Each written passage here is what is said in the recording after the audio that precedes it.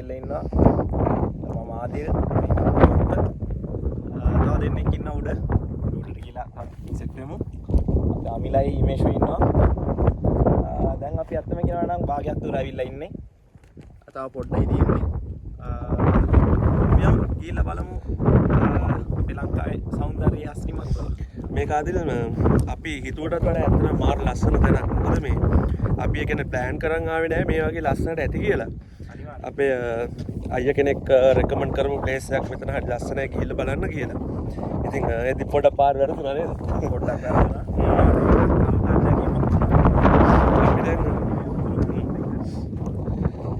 අපි ආවට පස්සේ හිතනවා ඇත්තටම අපි පාර වැරදි හරි ආවට කිසි ප්‍රශ්නයක් නැහැ. මේ මොකද මේ මේක දැක්කම ඒ දකින්න view එක දැක්කට පස්සේ අපිට හිතා ගන්න බෑ අපි මේ ඇත්තටම මේ වගේ තැනකට මේ ආවද කියලා.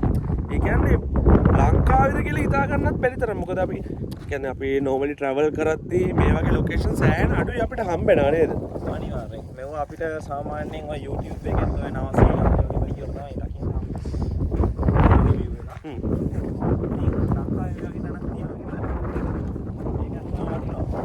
මේක ඇත්තටම කිව්වොත් අපිට නිකන් අර කොළ පාට තැන්නක කියන්නේ හරිත පැහැ විතරයි වටේටම පේන්නේ. ඔයාලට අපි පෙන්නන්න. මේ බලන්න.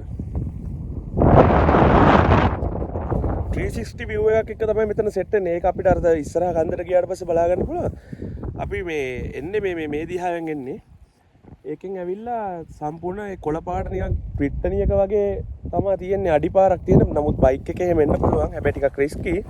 හැබැයි එන්න පුළුවන් ග්‍රවුන්ඩ් ස්පේස් හොඳට තියෙන බයික් එකක ඕන එන්න නේද? ඔව්. ස්කූල් එකේම එන්න එපා. આવොත් මේ පැත්තට වෙන්න අමාරු වෙනවා. අපි පෙන්නමු කොහොමද කියලා අපිට මෙතෙන්ට පේන view එක.